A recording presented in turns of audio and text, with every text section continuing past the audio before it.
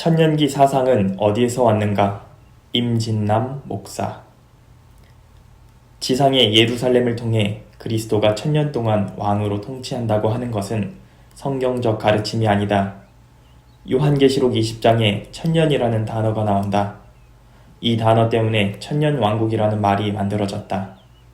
그런데 이 천년 사상을 처음으로 가르친 자들은 바로 유대인들이었다. 천년기는 유대 묵시문학에서 시작된 것이다. 유대 묵시문헌 제2바룩서와 제4에스라서에서 유대인들이 지상에서 만국을 통치한다고 하는 사상이 나오고 있다. 유대인으로 구성된 초대교회에 자연스럽게 천년 사상이 잔재했다. 이것은 2세기 변증가 저스틴에 의해 더욱 체계화되었다. 여기에 이레니우스가 천년 사상을 개진하므로 기독교회는 천년 사상이 바른 성경적 가르침인 것으로 착각하기도 했다. 하지만 교부 오리겐이 천년 사상에 대한 교회의 가르침이 성경적이지 않다고 반박했다. 381년 콘스탄티노폴리스 공의회에서 천년 사상을 가르치는 것을 정죄했다. 또한 교부 어거스틴이 천년기를 배격하면서부터는 교회에서 천년 사상이 완전히 사라졌다. 어거스틴은 천년왕국을 가르치는 자들을 이단으로 정죄해야 한다고 했다.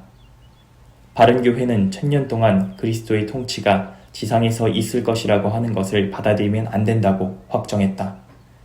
그 뒤 천년왕국에 대한 가르침은 일부 소수 이단적 분파들에 의해 비밀리에 전수되었다.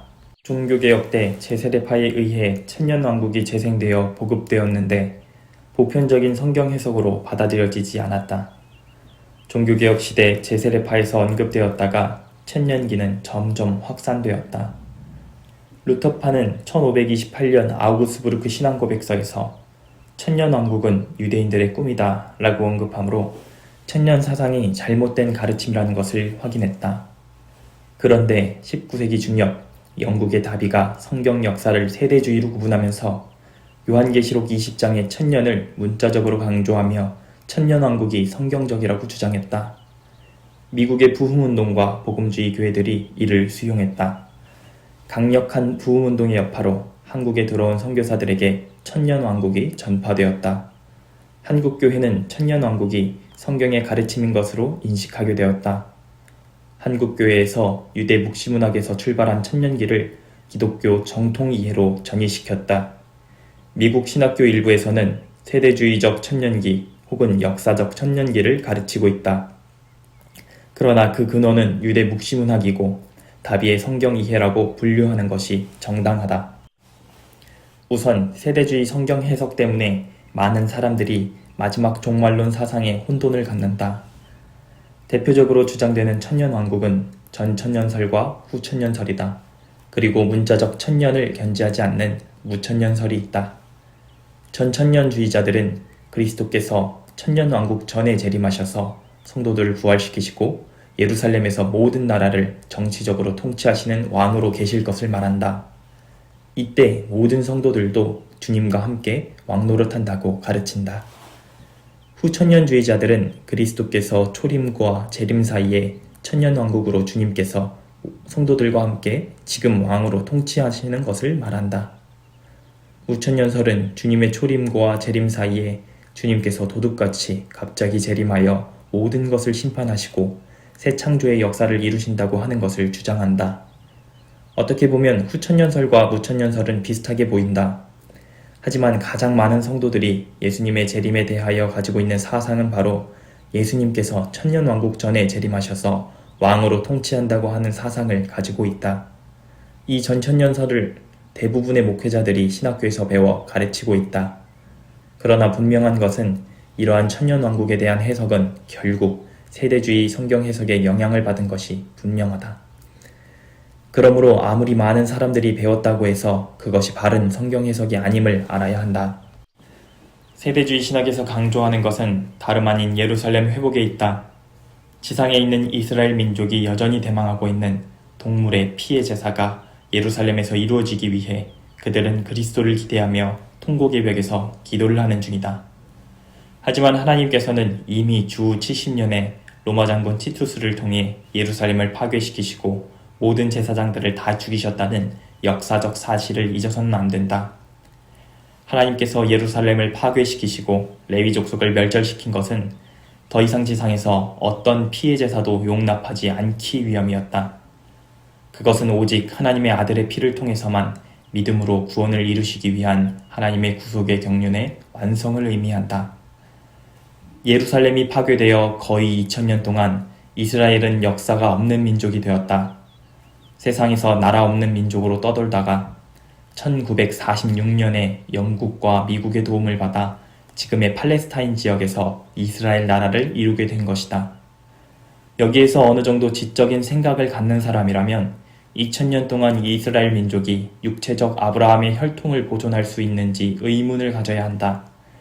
왜냐하면 2000년 동안 한 민족이 나라가 없이 이방 세계에서 떠돌아 살면서 그들의 피가 섞이지 않을 수 없기 때문이다.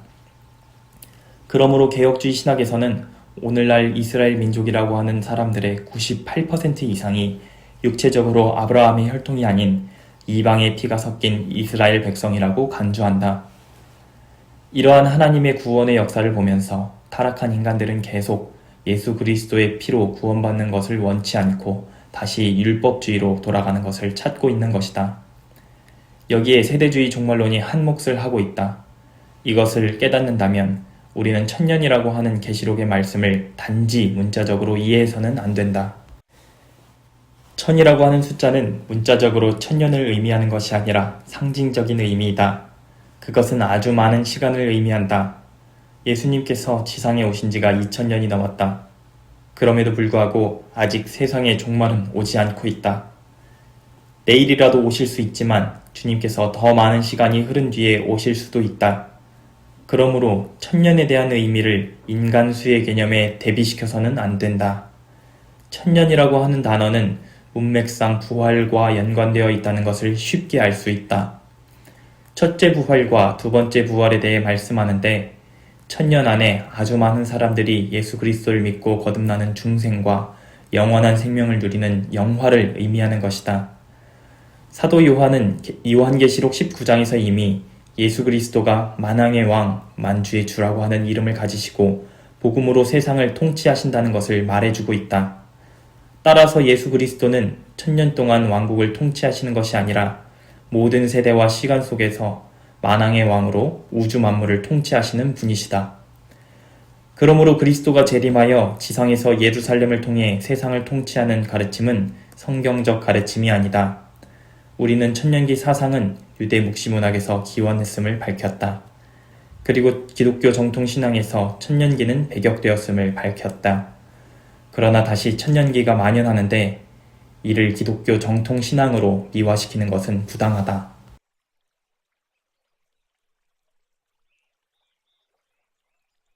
내가 주를 바라오니 성실과 정직으로 나